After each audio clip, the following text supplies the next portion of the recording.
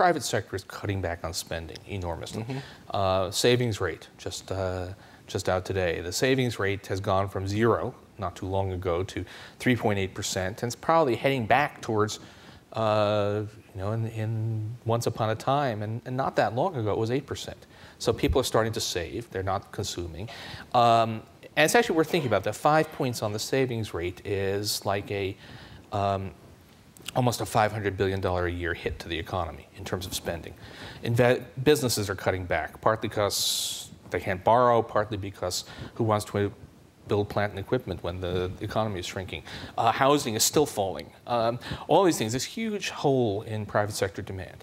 Now, normally what you'd say is, all right, well, that's okay, we'll have the Fed, will deal with it. It will cut interest rates, and that will encourage people to spend. It'll encourage people to buy houses. All right, oops. None of this is working, right? The interest rate that the Fed controls is 0. Anyway, nobody's going to go out there and buy houses because we still have a huge overhang, and in fact, prices are still too high for houses in general.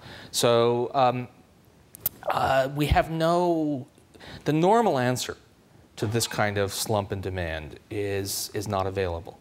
So what can you do? Well, one thing you can do is have the Fed do exotic stuff, which is trying, which is not working very well. But the other is, if the public won't spend, the government can, and keep people, create a lot of demand, and also help sustain people's income so that consumption doesn't fall as much, sustain some demand so that businesses don't slash their investments so much. That's the principle.